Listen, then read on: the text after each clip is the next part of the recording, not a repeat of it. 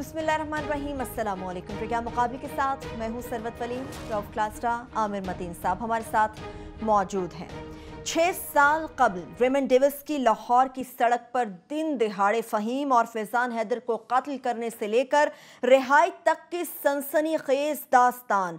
Coat Lakhpat jail से Raymond Davis की रिहाई में किस किस ने किरदार अदा करते हुए राह हमवार की, मकतूलेन के ख़वातीन वरसा को किस तरह से मुआफ़ करने के लिए मनाया गया और रेमंड डेविस की आज़ादी का परवाना किस तरह से और कैसे ख़रीदा गया। तहलका खेज हक़ाइक़ और इंकशाफात जो रेमंड डेविस ने खुद अपनी किताब में बयान किए हैं वो हम आज के इस प्रोग्राम में आपके साथ शेयर करेंगे। प्रोग्राम के दूसरे हिस्से की जानिब बढ़ेंगे तो बताएंगे कि मुल्क एक है मगर इसमें कानून दो हैं। कत्ल के मुजरिम को प्रोटोकॉल और दीगर सहूलियात, मगर जमशेद दस्ती को अगर देखें तो खाना तक वो भी जेल का मुयस्सर नहीं है। कौमी असम्बली के 542 के हाउस ने शरीफ हुकूमत के दौर में जमशेद दस्ती पर किए जाने वाले बहीमाना तशद्दुद पर अपनी आंखें बंद कर ली हैं। 20 साल पहले शरीफ खानदान की हुकूमत के दौर में जो सलूक रहमान मलिक के साथ किया गया, आज 20 साल के बाद वही सलूक MNA जमशेद दस्ती के साथ भी किया जा रहा है। जमशेद दस्ती के साथ किए जाने वाले इस जुल्म पर जनूबी पंजाब और सेंट्रल पंजाब एक दूसरे के आमने सामने आ गए।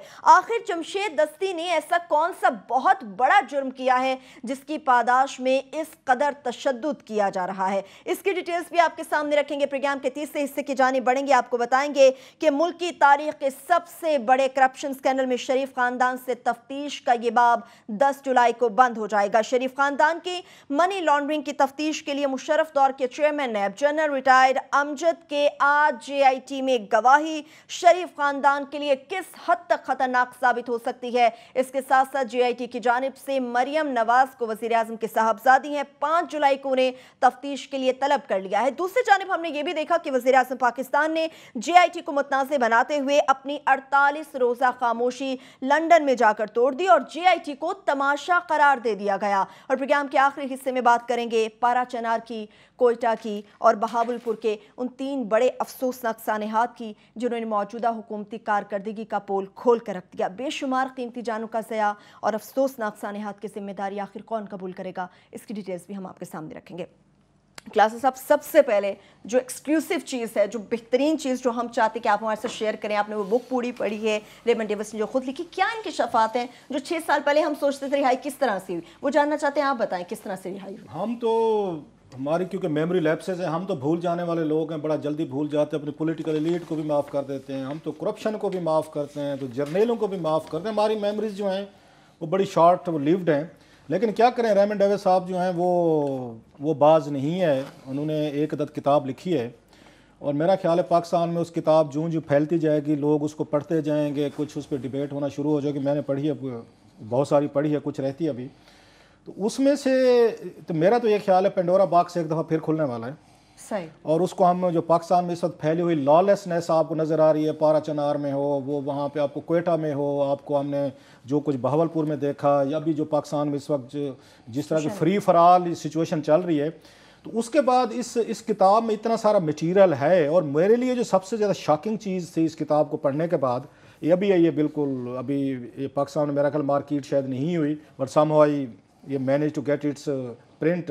इसका ये किताब मैंने कहीं से ली है। ये इसमें मैं इसलिए हैरान हो रहा हूँ कि एज ए रिपोर्टर मैंने इन इवेंट्स को कवर किया हुआ है, मैंने इसकी खबरें दी हुई हैं कि उस वक्त ये पीपल्स पार्टी के दौर में ये कितनी बड़ी स्टोरी थी, कितना बड़ा इशू था। हुकूमत पाकिस्तान और अमेरिका के दरमियान आप कह सकते हैं इतना बड़ा डिप्लोमेटिक झगड़ा बड़े अरसे बाद हुआ था दोनों मुल्कों के दरमियान। और ये सो एंड सो अगर आपको याद हो, शाह महमूद कुरैशी साहब जो हैं वे वज़ीर ख़ारजा थे, उन्होंने जो क्विट किया था उस वक्त, इन्होंने वजारत छोड़ी थी पीपल्स पार्टी की, तो उसकी मेन वजह जो है वो रेमंड डेविस का यही इशू था। झगड़ा इस पे था कि उसको रेमंड डेविस जो है उसको कहते हैं डिप्लोमेटिक इम्यूनिटी है या नहीं है, उस पे वो छोड़ के और फिर उन्होंने भुट्टो बनने की कोशिश की, तकरीरें की, इंटरव्यूज दिए, वो लंबी कहानी है। सही। अब उन्होंने उनको जिस तरह रिहा किया कि एक स्टोरी पाकिस्तानी मीडिया को दी गई थी, एक पब्लिक को बेची गई थी कि हमने कैसे डील किया, क्या अंडरस्टैंडिंग थी, बला बला।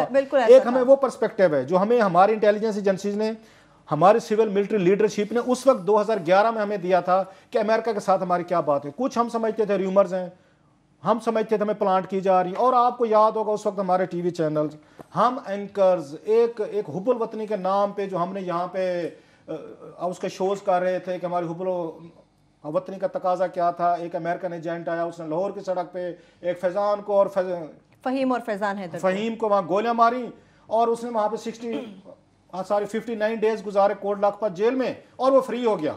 बड़े जलसे हुए, जलूस हुए यहाँ पे बहुत। उन 2 महीनों में अगर आपको याद हो कोई और काम नहीं हो रहा था, सिंपल यहीं पे चल रहा था और प्रोटेस्ट वगैरह होते थे और हमें कुछ नहीं पता था अंदर खाते क्या हो रहा है।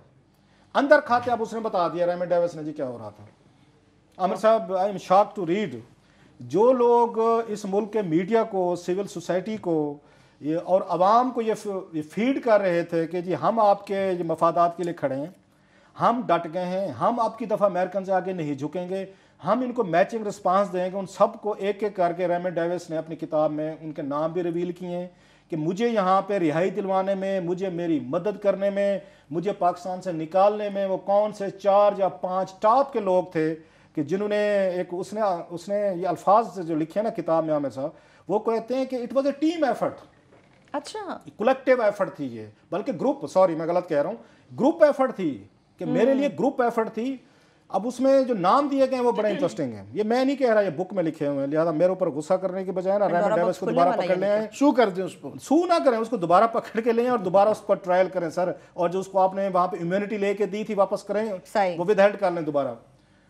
वो जो 4 लोगों के नाम लेते हैं बड़े बड़े बिग नेम, जो उनके बकौल किताब में लिखते हैं कि मुझे बाद में बताया गया, क्योंकि साफ ज़ाहिर है कि जब उनको लेके गए जहाज से, लाहौर एयरपोर्ट से लेके गए वहाँ पे उनको काबुल लेके गए, अफगानिस्तान लेके गए, तो उनको ब्रीफ किया गया कि हमने तुम्हें कैसे कैसे यहाँ से किया। सो कहते हैं ये सारी इन्फॉर्मेशन मेरी जो है ये मेरी बाद की इन्फॉर्मेशन है जो बाद में मुझे ब्रीफ किया गया था। उस ब्रीफ में वो नाम जो लेते हैं सर, वो ये कहते हैं जनाब के जॉन कैरी, बड़ा जॉन कैरी जो है उन्होंने ये इनिशिएटिव लॉन्च किया। जॉन कैरी हुसैन हक्कानी को लेके आए थे वहाँ से, उससे अमेरिका से, और यहाँ पे पाकिस्तान में जॉन कैरी ने मुलाकात। जॉन कैरी उस वक्त सेक्रेटरी ऑफ स्टेट थे, वज़ीर खारजा, ये उस वक्त सेनेट की इनकी खारजा कमेटी के चेयरमैन थे। Secretary of state Hillary Clinton थे, थैंक यू, ये उनके वो थे वहाँ पे। जॉन कैरी आए, हुसैन हक्कानी उनको साथ लेके आए सर। यहाँ पे जॉन कैरी की मुलाकात हुई नवाज शरीफ साहब से। वो ये कहते हैं जनाब, जो लिखते हैं कि मुझे बताया गया कि उनकी जो मुलाकात थी वाइटल थी, क्योंकि ये वाकया पंजाब में हुआ था। पंजाब में उस वक्त हुकूमत जो है नवाज शरीफ साहब या शहबाज शरीफ साहब की थी। जॉन कैरी और उनकी मुलाकात के बाद रास्ते हमवार होना शुरू हुए थे, यानी बेसिक हमवार करने में वज़ीर आज़म साहब कहा, वज़ीर आज़म साहब जो अब वज़ीर आज़म है, मतलब है कि उस वक्त जॉन कैरी की इनके दरमियान क्या गुफ्तगू हुई उसका ना उसको पता है ना उसने किताब में लिखा है। उसके बाद वो कहते हैं सदर जरदारी साहब, उनने मुझे बड़ी मदद की, आसिफ अली जरदारी साहब ने। फिर वो जो बड़ा नाम लेते हैं वो लेते हैं जनरल पाशा का, DGISI, बड़े इंटरेस्टिंगली। और जनरल पाशा साहब वो हैं जो अवान सदर में जो भी मुलाकातें होती थी वहाँ पे रेमंड डेविस पे हुई, जो मेरे सोर्स ने बताया और बाद में मीडिया भी रिपोर्ट कर रहा था कि इस वक्त अगर कोई मर्द मुजाहिद डट के खड़ा हुआ है अमेरिकन के आगे, जो नहीं होने दे रहा इस डील को, ये सियासतदान सेल आउट करना चाहते हैं, जरदारी साहब हूँ, नवाज शरीफ हूँ, दीगर हूँ, ये बेचना चाहते हैं पाकिस्तान के मफादात, लेकिन अगर कोई मर्द मुजाहिद उनके सामने डट कर खड़ा हुआ है तो वो जनरल पाशा है। इस किताब में ये लिखा है कि जितनी मदद जनरल पाशा ने की मेरी रिहाई में पाकिस्तान में शायद वो किसी ने की हो, ये उन्होंने लिखा है रेमंड डेविस ने। और उनका जिस एजेंसी ISI से उनका तल्लुक था, DG थे, उसके बारे में उन्होंने इंकशाफात किए हैं। यहाँ तक सो आमिर साहब कि DGISI जनरल पाशा जो है उस वक्त वहाँ के लाहौर की सेशन अदालत में मौजूद थे जब इनकी कोर्ट प्रोसीडिंग के बाद इनको रिहा किया जा रहा था। रेमंड डेविस जो लिखता है ये वहाँ पे मौजूद थे, इनको मैंने देखा वहाँ पे, और प्लस ये इनके हाथ में मोबाइल फ़ोन था, ये कोने में बैठे हुए थे। वहाँ से मोबाइल फ़ोन पे अदालत की सारी प्रोसीडिंग जो हैं, ये उस वक्त कैमरान मंटर जो थे अमेरिकन एम्बेसडर, उनको सब कुछ टेक्स्ट पे अपडेट कर रहे थे जनरल पाशा साहब कि इस वक्त कोर्ट प्रोसीडिंग क्या हो रही है, और उनको मैसेजेस किए जा रहे थे। इंपॉर्टेंट चीज वो ये लिखते हैं कि सब इंपॉर्टेंट चीज हम ब्रेक के बाद बताएंगे। मेरा ख्याल है अच्छी खासी बिल्कुल, हम अभी छोटी सी ब्रेक पर जाना भी बड़ा बहुत जरूरी है। अब छोटी सी ब्रेक की तरफ चलते, जब ब्रेक से वापस आएंगे मजीद तहलका खेज हक़ाइक़ और इंकशाफात हैं जो रेमंड डेविस ने अपनी किताब में लिखे हैं, वो भी हम आपके साथ शेयर करेंगे।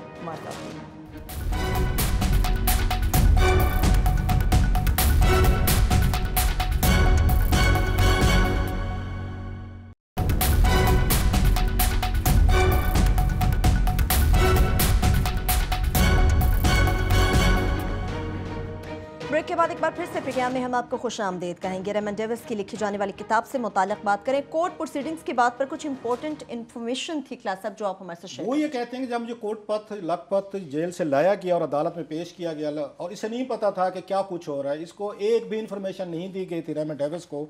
वो ये कहते हैं कि मेरी रिहाई से 1 महीने पहले ही प्लान बन चुका था। वो प्लान बनाया था वहाँ पे बैठ के जॉन कैरी ने और हुसैन हक्कानी साहब उसके वो मुहर्रिक थे।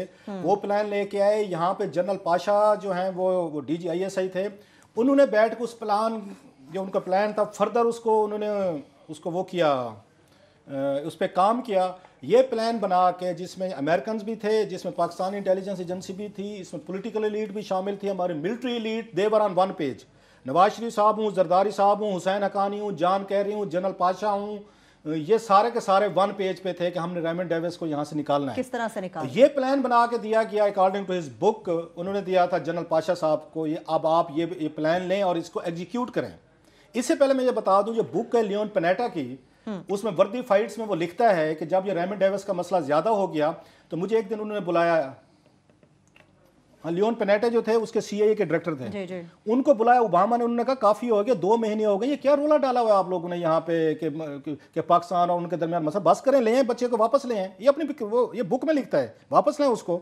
तो वो कहते हैं, लियोन पेनेटा कहते हैं, मैंने फौरी तौर पर जनरल पाशा को बुलाया वहाँ पे वर्जीनिया जो इनका CIA का हेडक्वार्टर है, और मैंने कहा, ये अल्फाज हैं उनके, वो किताब मैंने खुद पढ़ी हुई है। उन्होंने कहा मैंने ये अल्फाज हैं, मैंने जनरल पाशा को वहाँ CIA हेडक्वार्टर में ये बिठा के कहा कि जनरल साहब उसकी रेमंड डेविस की सिक्योरिटी जो है, मैंने वार्न किया, अल्फाज हैं, उसकी जिम्मेदारी आपकी है। अगर कुछ रेमंड डेविस को कुछ हुआ, यू विल बी हेल्ड, या उनके अल्फाज है, रिस्पॉन्सिबल, जाएं और उसको मेरे हवाले करें।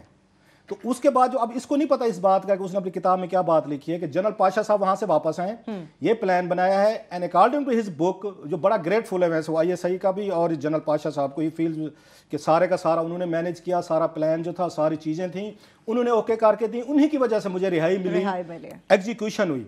उसमें कहते हैं कि जनरल पाशा साहब को प्लान दिया गया, पाशा साहब ने वो जो ये मंसूबा था अपनी टीम को आगे दिया कि ये लें, हर कीमत पे ये रेमंड डेविस जो है आप इनको बाहर निकाल के निकालें और भेजना। उसके बाद उन्होंने जाके 18 लोग थे उसके फैजान के और फ़हीम के जो उनके वुरसा थे, उनके पास इनिशियली तौर पर ये प्लान लेके गए, ये हमारे सीक्रेट एजेंसी के लोग गए, उनको ऑफर की 2 चीज़ें। वो कहते हैं ना कि उसका ब्रीफ केस भी पड़ा है और साथ में वो भी पड़ा हुआ है। उन्होंने कहा जनाब या गाजरें खा लें या डंडे खा लें। ये जनाब उन्होंने कहा कि इनको 23 करोड़ पे $23 लाख पे डील हुई। पहले इनिशियली उसके वुरसा नहीं मान रहे थे, वो कहते जमात इस्लामी और दीगर लोग उनको मना किया हुआ था कि पैसे नहीं लेने, और मीडिया ने भी पाकिस्तान में हाइप क्रिएट की हुई थी, लिहाजा वो शुरू में पैसे लेने पे तैयार नहीं थे जो वुरसा थे फ़हीम के और उसके फैजान के। लेकिन उस पर उन पर दबाव डाला गया और उनको 23 करोड़ रुपए की अमाउंट जो है वो अदा की गई। तो रेमंड डेविस कहते हैं अहम सवाल ये था कि ये पैसे किसने दिए हैं, हुकूमत पाकिस्तान ने दिए हैं या अमेरिकन ने दिए हैं। कहते हिलरी क्लिंटन ने बयान दिया था कि अमेरिकन किसी को मतलब वो पैसे नहीं देते, कंपनसेशन मनी नहीं देते या किसी को रिहा कराने के लिए। तो फिर पाकिस्तान ने, तो वो कहते हैं ठीक कह रही हिलरी क्लिंटन, ये पैसे 23 करोड़ पे ISI ने दिया था उनको वहां पे जो फैजान और उसकी फैमिली थी, लेकिन बाद में इनको वहां अमेरिकन हुकूमत ने किसी और तरीके से रिफंड किए थे, इनको और किसी मद में किए थे। सो मेन चीजें जो इसमें ये उन्होंने बताई हैं कि उन्हें नहीं पता था आखिरी दिन तक, आखिरी लम्हे तक कि ही इज बीइंग रिलीज्ड। कहते वो सामने मुझे एक उसमें लेके पंजरे में लेके आए थे, पंजरे में मुझे कैद करके उन्होंने अदालत में बिठाया सेशन जज के सामने। 18 के करीब उनके वुरसा थे, वो सामने आते थे मेरे उसके पंजरे के सामने जो केज था, और कुछ उर्दू में बुड़बुड़ाते थे, तो मुझे नहीं समझ आती थी। तो मैं परेशान था, अपने वकील से पूछ रहा था क्या हो रहा है, किसी ने नहीं बताया कुछ क्या हो रहा है। आते थे, उसने कहा कि मैंने वह नोट किया कि मर्द जो हैं जो मुझे माफ करने आ रहे हैं वो तो ठीक है, दे आर ओके, लेकिन जो खवातीन आ रही थी फैमिलीज की जो मुझे माफ कर रही थी वो खुश नहीं लग रही थी मुझे। कहते वो तो मुझे बाद में पता चला ना कि ये मुझे अकसास या उसके दियत के तहत मुझे माफ किया जा रहा है। कहते खवातीन जो थी वो खुश नहीं थी, और कहते वही कुछ हुआ बाद में मुझे, जब मैं वापस चला गया अमेरिका तो मुझे पता चला कि वहां पे लड़ाई हुई उन पैसों पे, और उसके ससुर ने अपनी ये बहू को और बहू ने पता नहीं किसको, तो उस पैसे पे भी लड़ाई हुई, और 2-4 बंदे हैं जो वहां पे मारे गए थे। मैं मतलब लंबी स्टोरी हो जाएगी, थोड़ा सा कट करूं। अब वो कहता है कि जब मुझे बताया गया कि मैं रिहा हो गया हूं, आई हैव बीन मतलब रिलीज्ड, कहते मुझे यकीन ही नहीं आ रहा था कि मैं यहाँ 59 डेज के बाद मैं रिहाई मिल गई रिहा हुआ। मुझे फौरी तौर पर उन्होंने बिठाया उस पे SUV पे, उनके पास गाड़ियाँ थी और सारे ISI के लोग थे। उन्होंने मुझे वहाँ से लिया, लेके एयरपोर्ट पे गए, एयरपोर्ट मुझे जहाज़ पे बिठाया और कैमरान मंटर जो हैं वो साथ थे मेरे, और पूरा अमेरिकन यहाँ एम्बेसी के लोग भी थे। जहाज़ में बैठ के भी हमें खतरा था कि खबर कहीं बाहर ना निकल जाए और ये ना हो कि यहाँ पाकिस्तान में मुजाहरे शुरू हो जाए और कोई यहाँ पे हमारे जहाज़ को डिवर्ट कर लिया जाए। सो हमें जल्दी थी कि यहाँ से निकलें। तो कहते जब तक हम पाकिस्तान की फ़ज़ा से नहीं निकल गए, हमें डर रहा, खौफ रहा कि जहाज़ को रोक ना लिया जाए। इस पे उन्होंने, जो कैमरान मंटर थे, उन्होंने वहाँ अपना सेटेलाइट फ़ोन निकाला। फ़ोन निकाल के उन्होंने 2-4 लोगों को कॉल की कि जनाब के मिशन हैज़ बीन अकम्प्लिश्ड, और उन्होंने बात करवाई हिलरी क्लिंटन से सेटेलाइट टेलीफोन पे, जो रेमंड डेविस लिखता है इसके साथ, रेमंड डेविस की करवाई गई। हाँ जी, हिलरी क्लिंटन के साथ कराई गई। और हिलरी क्लिंटन के अल्फाज थे वहाँ के, Raymond we are proud of you. ये हिलरी क्लिंटन उनको मुबारकबाद दी, we are proud of you.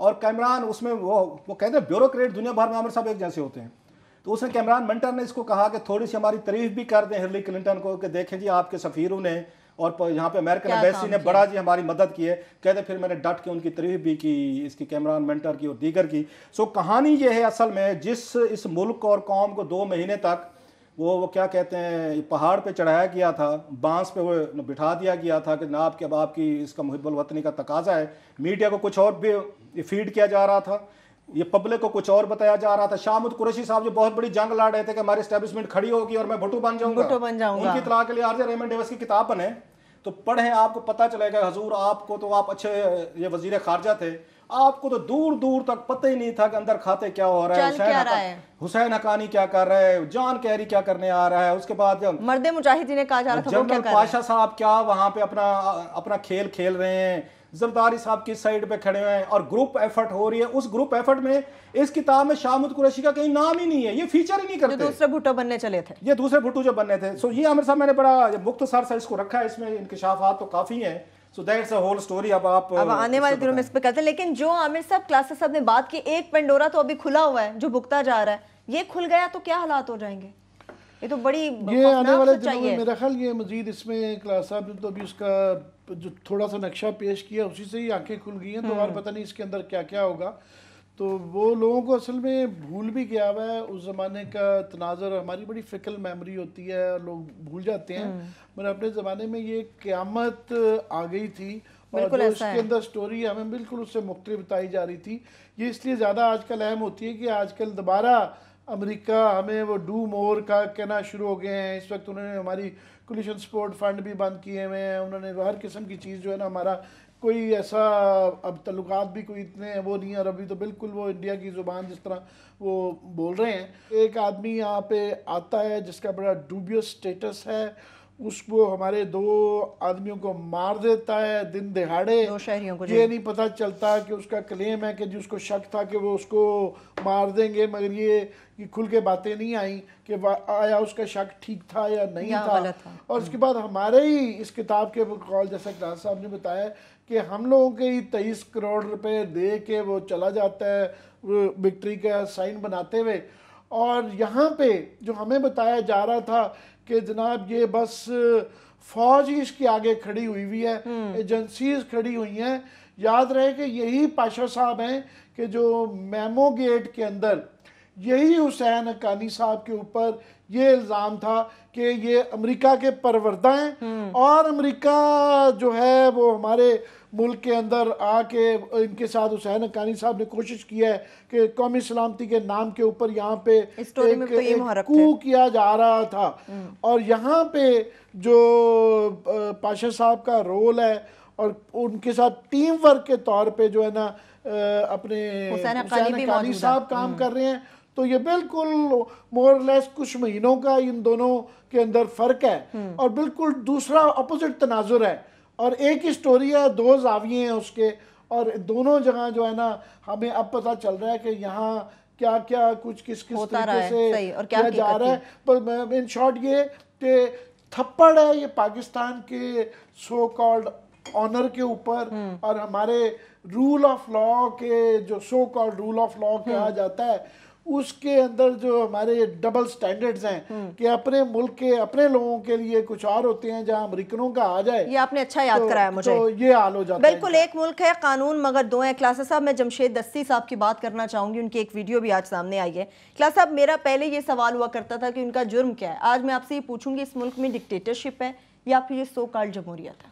हम इसको ये किताब में, क्योंकि बहुत सारी और ये चीज़ें हैं, इश्यूज इतने सारे थे पूरे वीक के कि we want to cover everything. पारा चनार पे भी बात करनी है, बहावलपुर, क्वेटा और जीआईटी के ऊपर भी हमें जीआईटी पे बात करेंगे। लिहाजा हम इसको आज थोड़ा सा हमने जानबूझ के सिर्फ मेन चीज़ें हमने एक्सपोज की हैं। अदरवाइज इससे बड़ी आमिर साहब ने कहा कि सॉवरेंटी की बात है, छोड़ दें सॉवरेंटी को। मतलब हम तो, हमारी सीक्रेट एजेंसी ISI का बड़ा नाम है, हम ये तवक्को नहीं करते कि ISI का DG जो है, DG ISI, वो जाके वहाँ सेशन जज की अदालत में बैठ के वहाँ पे ये बुक में लिखा हुआ है, वहाँ से मोबाइल फ़ोन निकाल के वो टेक्स्ट किसको कर रहा है, 20 ग्रेड का भी नहीं होगा, कैमरान मेंटर जो है उसको अपडेट कर रहे हैं कसूर। अब यहाँ पे अदालत लग गई है, जज आ गया है, हम खड़े हो गए, हम बैठ गए, 1-1 मिनट की रिपोर्टिंग। अब यहाँ पे वो आ गया कि वो आ गए, साहब तशरीफ ले हैं, रेमंड डेविस साहब आ गए, अब देखें जी वहाँ गवाह आ रहे हैं, अब देखें जी वुरसा आ रहे हैं, वो उसके मुंह पे उसको माफ़ कर रहे हैं, ये सारी चीज़ अपडेट कर रहे हैं। मेरा ख्याल है इट्स वेरी, मुझे कम से कम पढ़ के ना थोड़ी सी इस वजह से तकलीफ हुई है कि ये तो एक मेजर लेवल का भी काम नहीं था कि या अगर आप कर भी रहे थे, एक मेजर लेवल का काम था वहाँ पे बैठ के आपको रिपोर्ट करता, आप यहाँ पे बैठ के इस्लामाबाद से आगे रिपोर्ट करते थे। वहाँ जाने की इतने हम डरे हुए थे, मैं बता रहा हूँ कितने हम खौफजदा थे, डरे हुए थे कि DG ISI को वहाँ पे सेशन जज की अदालत में बैठना पड़ गया है। रीजन पीछे से वो थी, पता चल गई है क्या है, वो CA के डायरेक्टर की जो उसकी थ्रेट थी, उसकी लियोन पेनेटा की जो अपनी किताब में लिखा है, वो थ्रेट काम कर रही थी कि कुछ भी हुआ हमारे बंदे को तो हम आपको उसका जिम्मेदार ठहराएंगे। सो कहने का मतलब ये, पाकिस्तानी कौम को इस किताब और इसके कंटेंट से एक सबक सीखना चाहिए। हम जो जज्बाती लोग हैं ना, जो अच्छा आपको याद हो कैसे ड्रोन पे कहा गया हमें कि ड्रोन पाकिस्तानी न खुद मुख्तारी पे हमला है। जी बिल्कुल, विकीलीक्स में आया कि ड्रोन पाकिस्तान के उस वक्त जो आर्मी चीफ थे, जनरल कियानी साहब जो थे, वो खुद टारगेट देते थे कि फलां फलां जगहों पे हमले करें। ये चीजें आ चुकी हैं।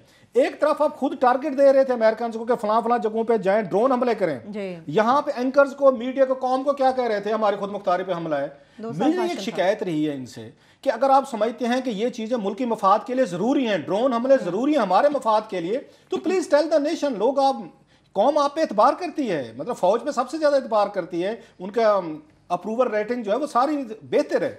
आप उनके अमेरिकन के साथ भी हैं, आप इधर कौम के साथ भी हैं, और पाकिस्तान में एंटी अमेरिकनाइजेशन की आप वहाँ पे एक तरफ नफरत भी फैला रहे हैं, उनसे फायदे भी ले रहे हैं, उनको बता रहे हैं देखा कौम हमारी कितनी नाराज है, हम फिर भी आपको ड्रोन मरवा रहे हैं। इस मसले भी ये किया है आपने नोइंगली कि कौम को आपने लगा दिया रेमंड डेविस के पीछे, बिल्कुल, कि हम इस पे कंप्रोमाइज नहीं करेंगे। अंदर खाते आप उनके साथ प्लान बना के बैठे थे, जैसे आमिर ने कहा। बाकी छोड़ दें हुसैन हक्कानी, जिसको बाद में ये कह रहे थे इसने बड़ी नेशनल ब्रीच की है, मुझे समझाया जाए इस किताब को पढ़ने के बाद कि सबसे बड़ी ब्रीच किसने की है। रेमंड डेविस ने की है, सारी हुसैन हक्कानी ने की है, या अपना हम इनका अपनी पॉलिटिकल या अपनी मिलिट्री या अपनी उसका एजेंसीज का रोल पढ़ लें। सो कौम थोड़ी सी ठंडी रहा करे। ये जो सारे सड़कों पे आके टायर जलाओ, बंदे मारो, घिराव करो, और हम टीवी पे शुरू हो जाते हैं, अंदर खाते कुछ और डील चल रही होती है। शामुद कुरैशी का आप जो कह रहे थे कि ना, उनको पता ही नहीं था, नाम ही नहीं है, पर आई एम श्योर 100% वो इसके सारी टीम का हिस्सा थे, और जाहिर है उनका वो अपोज तो कर नहीं सकते थे, साथ मिले हुए थे, और उन्होंने फैसिलिटेट किया होगा। वो भुट्टो वाला रोल तो बाद में बनाया गए थे ना, मैं इसलिए कह रहा हूं। वो मतलब चुप, जाहिर है कोई उस वक्त तो बाद में वो जो भुट्टो बनने का शौक पड़ा था उस वक्त वो नहीं बोले। मेरा ये ख्याल है, लास्ट कमेंट को ब्रेक पे जाना है, मेरा ये ख्याल है कि शामुद कुरैशी इतने इंपॉर्टेंट थे नहीं, इतनी ये बिग गेम में जरदारी साहब इंपॉर्टेंट थे। आपका क्या ख्याल है, जरदारी साहब जो है वो शामुद कुरैशी को इतना मौका देते कि जैन कैरी के साथ या हिलरी क्लिंटन के साथ आप तल्लुकात बना लो, आप फेवर करो, मैं ना करूं, या नवाज शरीफ साहब थे, या इसमें हुसैन हक्कानी थे, जनरल पाशा थे, ये शामुद कुरैशी के लेवल से बड़ी गेम थी। मैं मानता हूं उनको नहीं पता होगा इन चीजों का, उनको ऑन बोर्ड नहीं लिया होगा, नाराजगी उन्हें इस चीज की उन्होंने रजिस्टर भी ना कराई, वो इसलिए मैं चुप कर जाता कि अगर बाद में उन्होंने शोर ना मचाया होता कि जी मैंने कौमी मफाद के लिए वजारत से रिजाइन किया, अगर करना था तो इस इशू पे करते। बिल्कुल। अब रेमंड डेविस ने जो अपनी किताब में मज़ीद तहलका खेज हक़ाइक़ और इंकशाफात किए हैं वो आने वाले दिनों में आपके साथ शेयर करेंगे। अभी छोटी सी हम ब्रेक पे चलेंगे, जब ब्रेक से वापस आएंगे तो फिर जमशेद दस्ती पर किए जाने वाले बहिमाना तशद्दुद की भी बात होगी, और इसके साथ साथ मुल्क के सबसे बड़े करप्शन के स्कैंडल जिसमें शरीफ खानदान से तफ्तीश का बाब 10 जुलाई को बंद होने जा रहा है, इसकी डिटेल्स भी आपके सामने रखेंगे। हमारे साथ रहिए।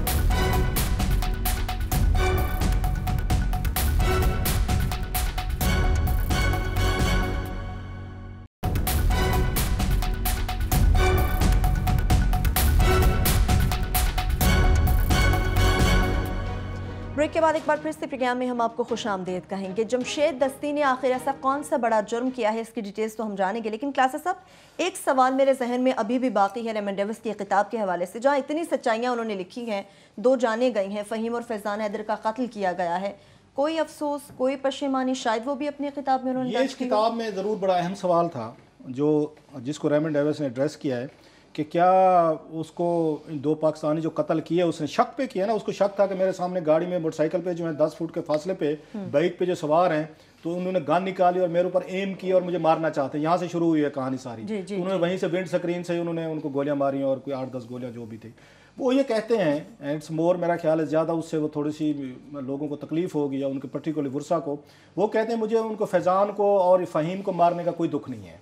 ये वो अपनी किताब में दर्ज करते हैं। वो कहते हैं I don't have any regrets, क्योंकि मेरी जान उस वक्त खतरे में थी और as a contractor, as security, वो कहते हैं कंट्रैक्टर 17-18 साल से ज़्यादा हो गए थे, 20 साल से मैं काम कर रहा हूँ अमेरिकन के साथ कर रहा था, फोर्सेज के साथ। ये बेसिकली सिक्योरिटी कंट्रैक्टर के तौर पे आए थे पाकिस्तान में, अमेरिका में भी, अफगानिस्तान में भी। वो कहते हैं मुझे कोई अफसोस नहीं है क्योंकि मेरी उस वक्त लाइफ डेंजर में थी।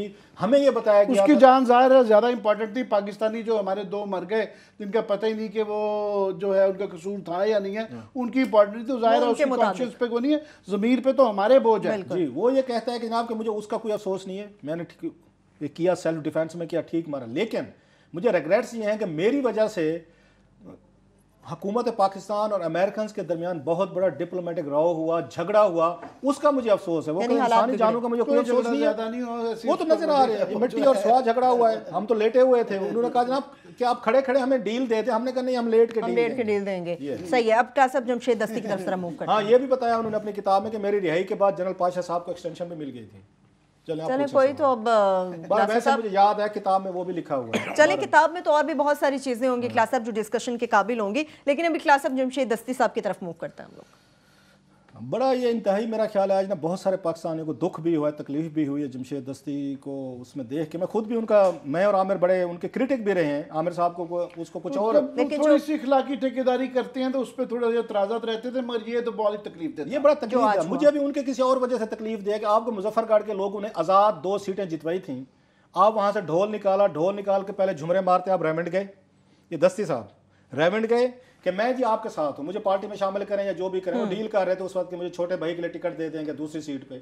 और कौमी असम्बली में जमशेद दस्ती साहब ने नवाज शरीफ साहब को दोनों वोट डाले थे as prime minister of Pakistan. ये पाकिस्तान के लोगों को पता नहीं होगा, फिर मुजफ्फरगढ़ के लोगों ने आपको इंडिपेंडेंट भेजा है, आप इंडिपेंडेंट रहें, जाना है तो अपोजिशन में जाना। उन्होंने अपोजिशन को जिताया, उन्होंने नवाज शरीफ को जितवाना होता तो उसके कैंडिडेट मौजूद थे, दस्ती साहब ने ज्यादती की और बड़ा अच्छा बदला दिया आज उसको।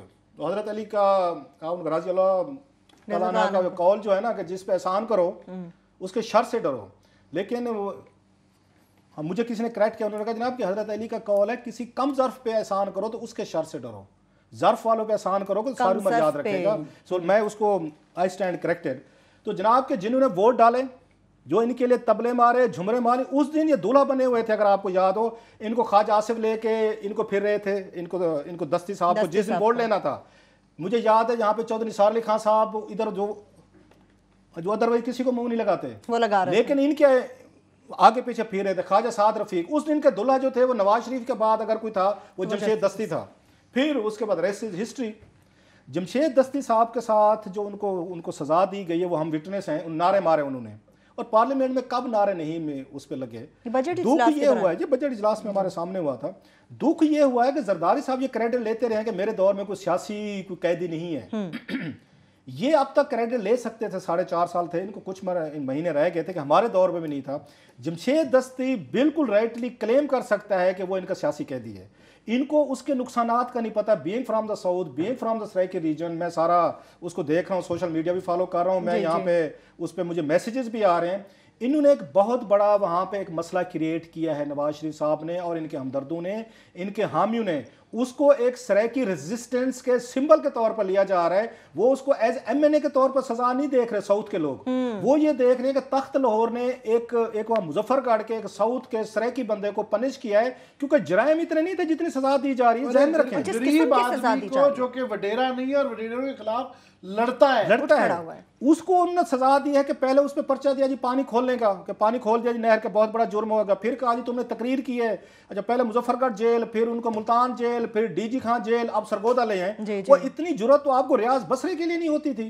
आपको मलिक, वो क्या नाम था सर उसका, ये मलिक इसहाक, जिससे डरती थी पंजाब हुकूमत, रियाज बसरा हो या मलिक इसहाक हो, इनसे डरती थी, कांपती थी ये सारे के सारे लोग। इनका ट्रायल नहीं हो सका, 18-18 साल वो जेलों में रहे, ये उनका ट्रायल करने की जरूरत नहीं कर सके।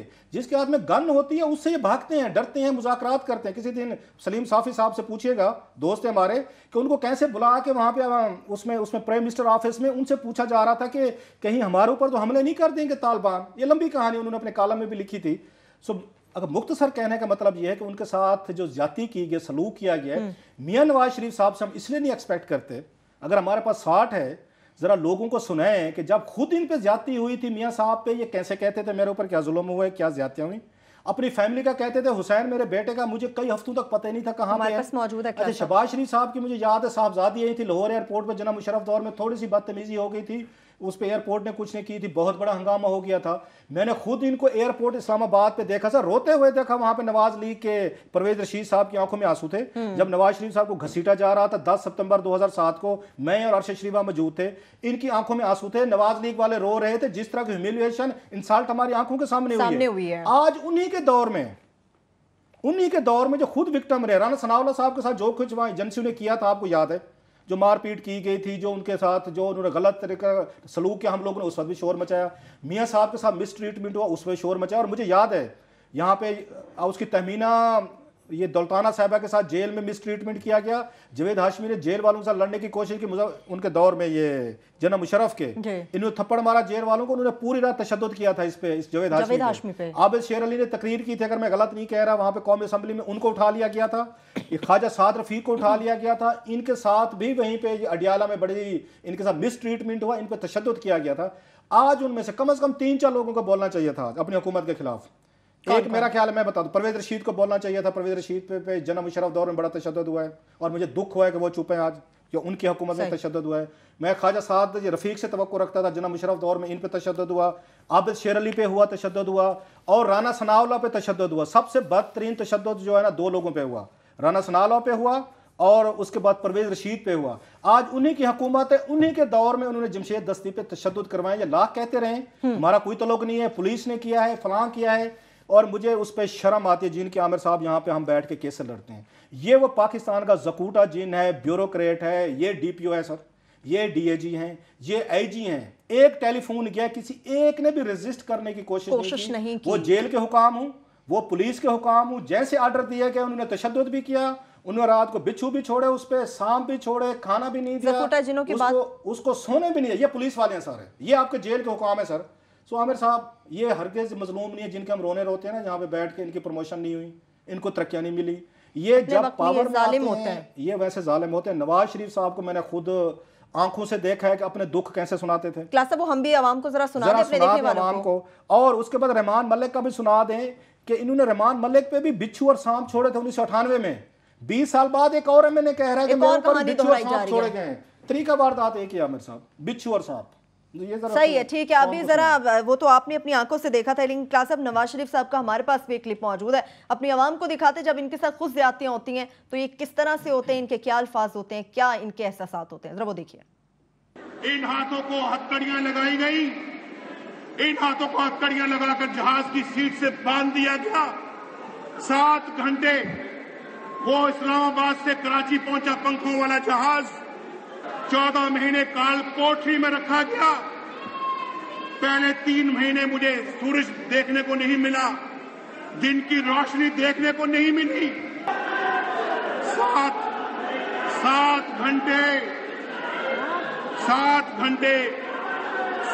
घंटे जहाज की सीट से हथकड़ी लगा के बांधा गया। जाओ वो भी माफ किया। तुमने मेरी वाइफ, मेरी बीवी कुलसूम की गाड़ी को जिस तरह से उठा के दुनिया में मजाक उड़वाया, जाओ वो भी माफ किया। मेरे वालिद जद्दा में अल्लाह को प्यारे हो गए।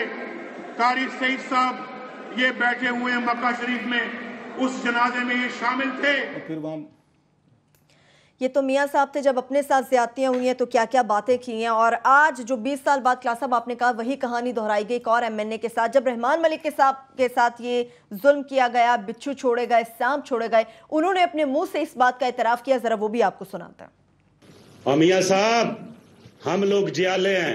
आपने मुझे 1.5 साल जेल में रखा, मुझे बर्फ पे लटाया, मेरे पे सांप फेंके, मेरे पे बिच्छू फेंके, मैं खड़ा रहा अपनी लीडर के लिए, अपने असूल के लिए। ये तो 20 साल पहले की सिचुएशन थी जो रहमान मलिक साहब ने बयान की कि मेरे ऊपर सांप भी छोड़े गए, बिच्छू भी छोड़े गए। 20 साल के बाद आज वही चीज दोहराई है इन्होंने जमशेद दस्ती साहब के साथ। उन्होंने खुद अपनी जुबान से इस बात का एतराफ किया, वो भी क्लिप हम आपको दिखाते हैं। मुझे सेल में रखा है, बिच्छू है वहाँ पे, और वहाँ पे आप देख लें चूहे मैंने मारे। रात में 6 दिन से भूखा हूँ, वो मेरे ऊपर कुछ खाना नहीं है। मेरी हालत को 2 अलगू से है। मैंने एहतजाज कौमी असम्बली ने सब ने किया। नवाज शरीफ साहब, आपको अपना वक्त याद है। मेरी बहन को तीसरे स्टेज पे कैंसर है, वालदा बीमार पड़ी है। 2 अलगू से MNA हूँ, मेरे ऊपर झूठे केसेस थे। खाली अब मैं जेल से निकला, मुझे पकड़ लिया।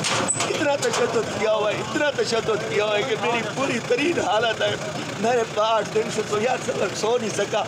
अल्लाह है, और मैं चीफ जस्टिस सुप्रीम कोर्ट और chief justice Lahore high court को कहते तो जमहूरी दौर है, ये मुशर्रफ दौर में नहीं है। सो मोटो ले मुझे बुलाए, मेरा कोई कसूर नहीं है। मैं गरीब एक पहलदार का बेटा हूँ, मैं जगीरदारों के खिलाफ खड़ा हूँ। पूरे हाउस की खामोशी, स्पीकर की खामोशी आमिर साहब, और इखलाकी लिहाज से बड़ी तकलीफ दे ये वीडियो है। हर लिहाज से ये है, देख के एक भूल जाए इस बात को कि वो MNA है और पार्लियामान का मेंबर है। एक आम इंसान के तौर पे वो बेचारा रो रहा है, रोते हुए देख के तकलीफ होती है। और इसमें सबसे बड़ी ज्यादती ये है कि पाकिस्तान में ये होता जा रहा है कि एंटी टेररिस्ट लॉ, जो दहशतगर्दी के खिलाफ कानून बनाए, उसका मिसयूज है। अब वो नहर के पानी का एक केस है, वो बिल्कुल होना चाहिए।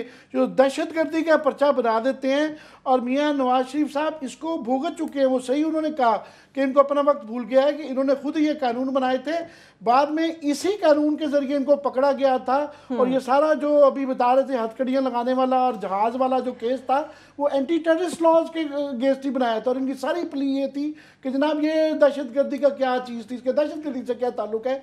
दहशतगर्दी का इसलिए किया जाता है, ना उसमें बेल होती है, ना उसके अंदर आपको वो कस्टडी भी, रिमांड भी मिल जाता है, और आप पे सारे टॉर्चर करने के उनको तरीके और वो कॉन्टेक्स्ट मिल जाता है। और ख़ास तौर पे दोहरे स्टैंडर्ड्स ये हैं कि हुसैन नवाज जो है, जिन पे इल्ज़ामात हैं, मनी लॉन्ड्रिंग के हैं, सासे छुपाने के हैं, सारे हैं, उनको एक AC वाले कमरे में बड़ी बाइज्जत तरीके से बिठा लिया गया। तो यहाँ क़यामत आ गई थी। और ये गरीब का बच्चा जो है, जो कह रहा है कि मैं एक आदमी, गरीब आदमी का बेटा हूँ और इसलिए मेरे साथ ये सज़ा हो रही है। और दूसरा दोहरा स्टैंडर्ड ये है कि ये मजीद अचकजई का हमने देखा है कि उसने एक ड्यूटी के ऊपर ट्रैफिक सार्जेंट मारा। 2 दिन तक जो है उसकी FIR जो है उसके जो दर्ज की गई, उसके अंदर जो है ये नामालूम अफराद के किया गया।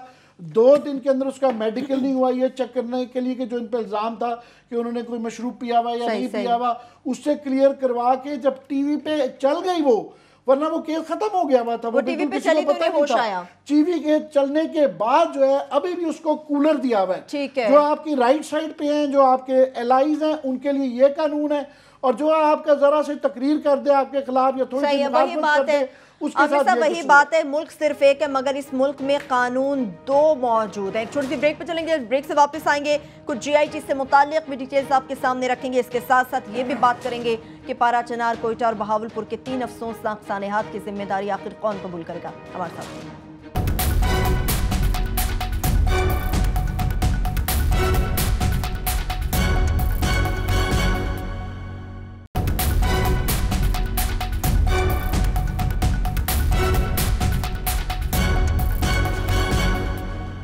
ब्रेक के बाद एक बार फिर से प्रिया में हम आपको खुशामदीद कहेंगे। कुछ बात करेंगे उन 3 बड़े अफसोसनाक सानेहात की जिन्होंने पूरी कौम को गम में डुबो कर रख दिया। क्लासेस साहब, मैं ऑयल टैंकर हादसे से मुतालिक सबसे पहले बात करूंगी। ईद उल फितर से 1 रोज़ पहले ये हादसा हुआ, क्या समझते इसकी जिम्मेदारी कोई कबूल करेगा?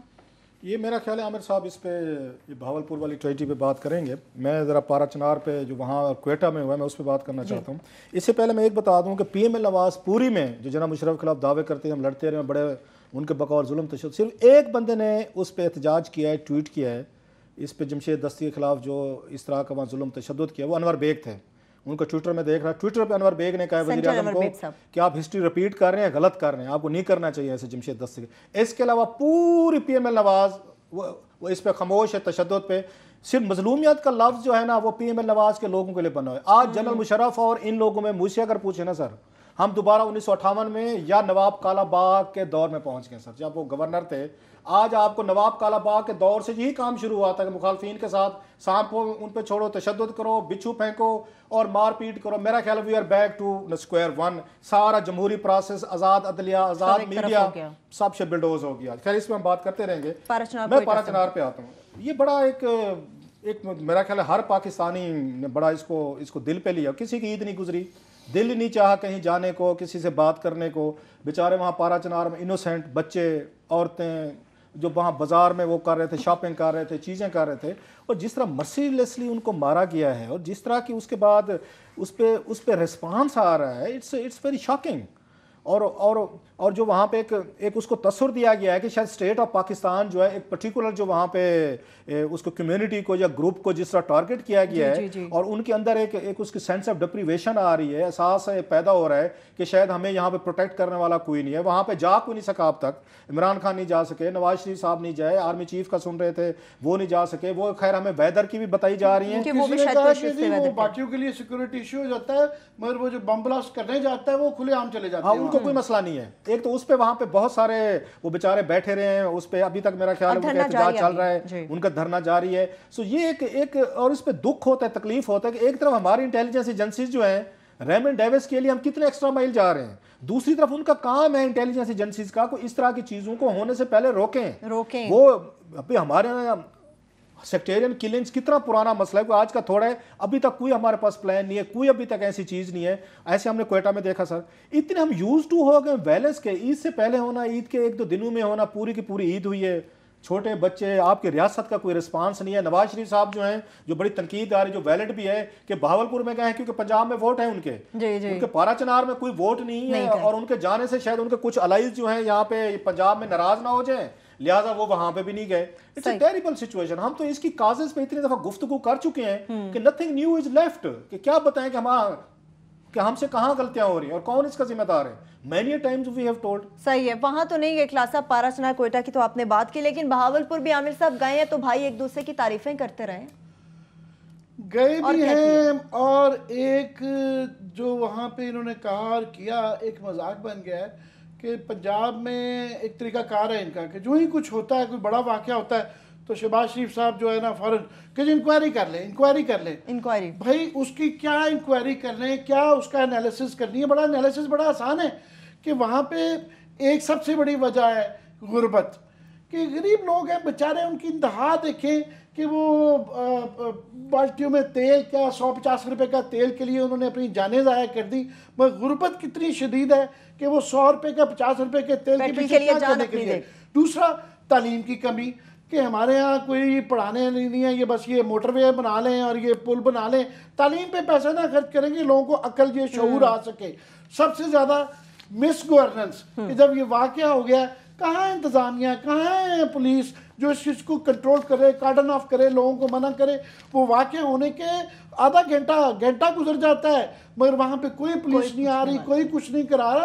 तो उसका वो हंसी आती है कि उसका वो इंक्वायरी करे। भाई इंक्वायरी क्या करनी है? इट इज़ सो ऑब्वियस कि आपके यहाँ कोई, आपने 20-30 साल में कोई निज़ाम बनाया हो, मिस गवर्नेंस की हो, प्रायोरिटीज ठीक हो, तो ये वाकया ना हो। थोड़ा सा मैं पारा चनार पे ये कह दूं, बिल्कुल मुख्तसर, पारा चनार पे हम बड़े खुशकिस्मत हैं कि पूरी इस वक्त इस्लामिक उम्मा जो है वो सेक्टेरियन इश्यूज के अंदर इन्वॉल्व है। पूरे मिडल ईस्ट के अंदर शिया सुन्नी तनाज़ात बढ़ते जा रहे हैं।